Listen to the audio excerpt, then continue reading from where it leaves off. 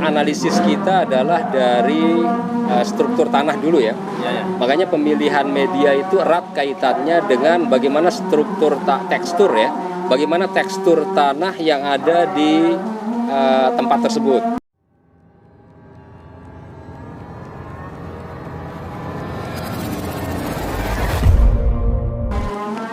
Assalamualaikum warahmatullahi wabarakatuh. Ya sahabat semua, teman-teman pengangguran seluruh Indonesia. Nah inilah yang ditunggu-tunggu ya. Dari kemarin banyak sekali yang merequest untuk menampilkan Mami Bahrul Ain ya, yang saya nobatkan sebagai profesor pengangguran yang ada di Lombok. Nah ini saya perkenalkan, inilah dia Mami Bahrul Ain. Assalamualaikum warahmatullahi wabarakatuh. Alhamdulillah wassalatu wassalamu ala Rasulillah wa ala alihi wa sahbihi wa mawalah wa la haula wa la quwwata illa billah amma ba'du. Alhamdulillah bi ni'matihi tatimmus shalihat. Abang atau Mas Gen kayaknya berlebihan ya jika menyebut saya sebagai profesor, karena Allah lah yang maha profesor. Kita hanya sekedar hanya sekedar ikhtiar, tapi tidak ada kelebihan sedikit pun dari saya, Mas Gen, gitu. Jadi yang super itu ya super Gen. Kalau saya tidak ada kelebihan apa-apa, kayaknya seperti itu. Ya, kita juga bukan siapa-siapa sih ya, yang maha agungnya Allah. Ya, jadi tapi yang namanya ilmu tetap kita akan mencarinya, dan kita akan mencari siapa ahlinya kan. Saat kita ketemu ahlinya, maka ya bagaimana cara kita untuk menggalinya. Nah, teman-teman semua di sini saya mau banyak sekali pertanyaan saya untuk seputar anggur kepada Mami Bahrul Ain ini. Ya, yang pertama yang banyak teman-teman titip titip pertanyaan masalah bagaimana caranya berbudidaya anggur dari mulai tanam sampai hingga bisa membuahkan segini banyak nih Mi. Nah ini dari kemarin itu aja isi kepala saya, bagaimana kok bisa, sedangkan di saya sendiri ada banyak sekali halangan dan rintangan kita. Entah itu ada stagnan, terus ada yang udah vigor tapi kok enggak berbuah, ada tentang masalah pembuahan kedua kita yang enggak berhasil. Nah itulah di sini katanya ini yang 300 dompol ini Mi, ini pembuahan ketiga ya Mi ya. Betul. Masya Allah. Nah itulah makanya kenapa saya bilang profesor anggur di Lombok, karena setahu saya belum ada teman-teman yang berhasil untuk membuahkan lebih banyak lagi dari pembuahan yang pertama Mi. Setelah pembuahan pertama nih banyak, nah setelah pembuahan kedua banyak yang mengalami ya pohonnya sakit lah macam segala macam. Tapi di sini Masya Allah luar biasa atas izin Allah, pohon-pohonnya sehat-sehat semua tanpa ada gangguan jamur maupun serangga di sini saya lihat nih. Nah yang pertama yang mau saya tanyakan ini masalah media tanam ini. Apa saja komposisi media tanamnya nih Mi? Tapi Bang Gen, memang benar ya, dalam agama pun kita dituntut untuk itu. Al ilmu qabla qaul wal amal. Ilmu dulu baru berucap dan beramal. Nah sebenarnya itu yang kita terapkan. Kaitannya dengan media tanam, yang pertama yang harus kita ketahui adalah bahan media tanam. Kalau kita sudah tahu bahan media tanam, baru kemudian nanti bagaimana meraciknya. Alhamdulillah kami di sini menggunakan media tanam itu sederhana kok. Kalau misalnya di YouTube atau di profesor-profesor di Jawa misalnya, profesor anggur, mereka banyak memberikan alternatif. Bisa sekam, kemudian kokopit, kemudian pasir, dan lain sebagainya. Tapi kami di Kita Suka itu menggunakan hanya 3 jenis bahan. Yang pertama adalah tentu sekam. Ya, sekam mentah berarti ya? Iya, sekam mentah. Tapi dipilih sekam mentah yang banyak mengandung debu-debu dedak. Ya, jadi kalau misalnya sekam yang apa istilahnya yang bersih itu seyogianya bisa dicampur dengan dedak, walaupun dedak-dedak yang murah lah. Kemudian yang kedua menggunakan pupuk organik. Ya, pupuk organik. Kemudian yang ketiga tentu tanah galian itu sendiri. Nah, tentu kalau tanah galian itu sudah mengandung pasir, tidak perlu lagi ditambah pasir. Tapi kalau tanah galiannya misalnya tanah liat, maka tentu perlu dicampur dengan pasir. Dengan perbandingan dedaknya itu 1 bagian, kemudian tanah juga 1 bagian. Pupuk kandang atau pupuk organik ya. Pupuk organik yang saya rekomendasikan itu adalah yang petroganik ya. Petroganik. Ya, itu yang sudah teruji lah. Kalau kita pakai pupuk kohe itu saya dapat kabar banyak yang gagal karena belum tentu kohe itu sudah terfermentasi. Nah, untuk dapetin petroganik itu di mana nih? Banyak di toko-toko pertanian banyak. Ya, banyak itu yang jual.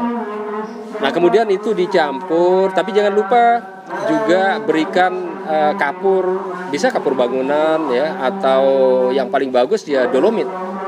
Ya, nanti dolomitnya misalnya 1/4 ember lah. Kalau tadi kan 1/4 bagian lah, 1/4 bagian atau 1/4 ember. Saya kira mungkin seperti itu untuk media.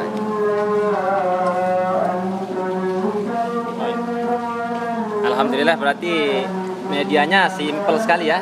Iya. Sama sekam, kemudian tanah galian itu sendiri, atau misalnya kalau dia kurang gembur tinggal ditambahkan pasir. Betul. Porus sama ini ya pupuk organik. Iya. Kemudian dicampur kapur dolomit ya untuk menaikkan pH-nya mungkin ya. Iya. Untuk menaikkan pH. Kemudian mungkin pernah dalam kan namanya kita budidaya anggur atau hobi anggur ini pasti pernah mencoba yang lain gitu Mi. Iya, pernah. Ya kan? Pernah. Nah, media apa yang pernah dicoba akhirnya gagal gitu, yang udah pernah misalnya udah di-share sama orang-orang, saya pakai kok agak kurang pertumbuhannya. Nah, baru setelah menemukan yang ini baru vigor lah gitu. Iya. Sebenarnya sama ya. Saya pernah mendapatkan dari beberapa referensi pasir 1 bagian, tanah 1 bagian, sekam 1 bagian, kemudian sekam bakar 1 bagian, kemudian kohe kambing atau kohe sapi 1 bagian, kemudian kapur dolomit. Sebenarnya bagus, tidak ada yang salah sebenarnya. Cuman ketika anggur sudah ditanam, kalau misalnya pada daerah-daerah yang curah hujan tinggi, itu kan nanti antara pasir dengan tanah itu kan terjadi kepadatan media. Ya, Maka kalau medianya padat, nanti oksigen yang ada di dalam tanah tentu berkurang. ya benar. Itu pada perjalanan proses pertumbuhan nanti itu bisa saja terganggu. Maka yang paling saya rekomendasikan adalah 3 jenis bahan tadi. Atau kalau misalnya nanti sekam yang mengandung dedaknya tinggi, bisa lebih banyak, tidak apa-apa, karena kandungan vitamin B1-nya tinggi itu yang mendongkrak nanti pertumbuhan karena banyak mengandung vitamin B1 kan. Oh, berarti vitamin B1 ini kita dapat dari dedak itu sendiri ya, dari dari sekam yang bercampur dengan dedak itu. Betul. Jadi berarti tidak perlu kita tambahin B1 gitu ya. Tidak perlu kalau misalnya karena di dedak itu sendiri sudah kaya dengan vitamin B1. Gitu. Ya mungkin buat teman-teman masih bingung ya, mungkin B1-nya apa sih pentingnya gitu ya. Nah, jadi untuk baru menanam anggur ini, B1 itu sangat penting biar tidak terjadi yang namanya stagnan. Kenapa pohon ini stagnan? Karena karena apa namanya, dia mengalami yang namanya stres. Nah, jadi pada saat kita baru menanam itu rentan sekali dengan stres. Nah, vitamin B1 inilah obatnya gitu. Gitu Iya. mungkin Ami ya. Iya. Kemudian ada ini beberapa pertanyaan lagi. Nah, seperti yang tadi itu Mi. Ini kan namanya kita baru menanam, otomatis kan kita udah persiapkan bagus nih. Nah, yang sering kita lihat kan baru menanam otomatis vigor nih, subur. Tapi kalau udah lama udah dikasih pupuk, udah dikasih apa namanya segala macam lah, ibaratnya dirawat lah pohonnya. Tapi kan lama-lama kayak saya punya ini apa namanya, punya pengalaman itu udah beberapa tahun agak kurang vigor lagi deh itu. Nah, setelah saya cek ternyata pH-nya yang turun. Nah, itu bagaimana cara mensiasatinya itu Mim? Agar biar tetap ngejos lah kita punya tanaman. Baik. Yang pertama adalah tentu analisis kita adalah dari struktur tanah dulu ya. Ya. Makanya pemilihan media itu erat kaitannya dengan bagaimana struktur tekstur ya. Bagaimana tekstur tanah yang ada di tempat tersebut. Kalau tekstur tanahnya liat misalnya, maka tentu nanti kita akan membuat lubang yang lebih besar. Misalnya bisa 70 kali 70 atau lebih ya, lebih bagus. Tapi kalau tanahnya misalnya tanah yang berpasir ya, tentu cukup 50 kali 50 sudah cukup. 50 kali 50 sudah cukup. Kenapa demikian? Karena begini. Jadi anggur itu kan dia perakarannya itu kan seperti kacang-kacangan dia. Lemah gitu. Maka ketika kita mendapatkan atau berada di tanah yang liat misalnya, maka nanti anggur yang masih muda atau di baby anggur ini nanti akan sulit menembus tanah yang keras. Iya. Sulit menembus, sehingga nanti anggur tersebut akan menjadi stuck karena sulitnya akar tersebut masuk. Yeah. Tapi kalau sudah misalnya gembur, porus, dan kita ganti dia misalnya, maka tentu ini akan memudahkan anggur tersebut untuk perkembangannya lebih baik. Sehingga nanti ketika dia nanti sudah agak dewasa, dia akan semakin kuat untuk menembus yang lebih keras. Gitu. Oh iya, juga masuk akal juga ya. Mungkin kita terlalu kecil juga buat lubangnya, misalnya kalau Bisa tanahnya liat misalnya. Iya. Karena kecil buat lubangnya, otomatis kan ruang lingkupnya makin kecil gitu ya. Iya. Berarti kalau makin keras kita punya tanah, otomatis semakin besar kita buat lubang untuk kita ganti media tanamnya ya. Iya. Ya, seperti itu. Iya. Jadi ada lagi tambahan Mi untuk media tanam ini Mi? Ya, jadi untuk media tanam saya sarankan kepada seluruh penghobi anggur dimanapun berada, Ya. jangan sampai kita malas Ya. di dalam membuat media tanah ini. Oh, ya. Karena hanya satu kali seumur hidupnya. Oh iya ya, benar. Sebagaimana kita ketahui ada anggur yang sampai berumur 1000 tahun. Ya. Jadi satu kali seumur hidupnya kita mengganti medianya, jangan malas. Iya. Malas berarti membuat tanam tersebut menjadi stuck. Seperti tadi dikatakan bahwa dia stuck itu memang bukan saja karena media ya, tetapi banyak hal. Ada pH, kemudian ada hama, kemudian termasuk di tanah-tanah yang keras. Seperti itu. Jadi itu kesimpulan kita ya untuk saat Yeah. ini untuk media tanam.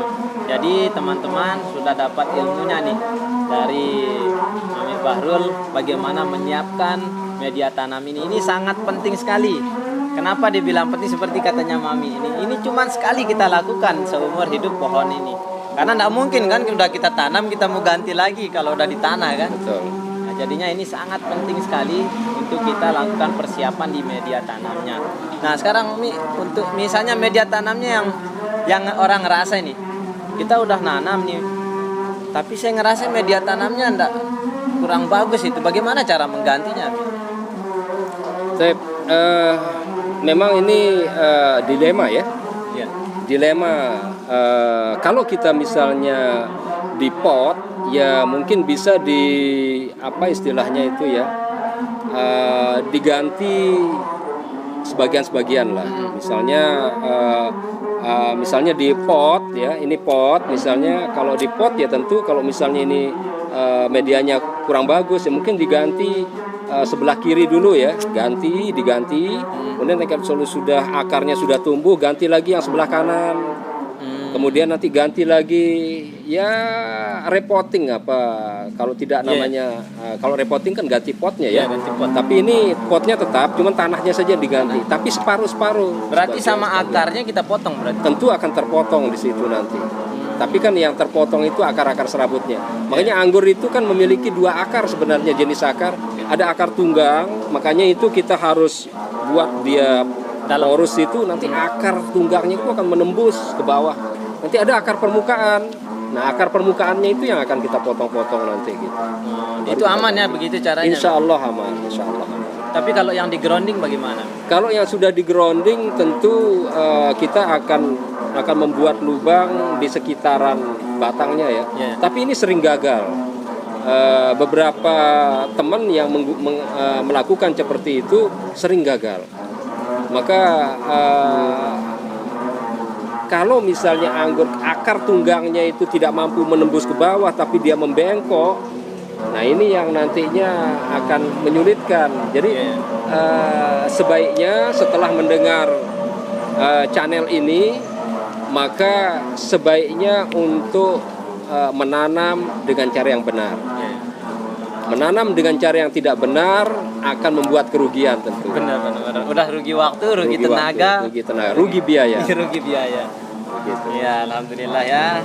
Jadi teman-teman, itu saja untuk pembahasan di media tanam.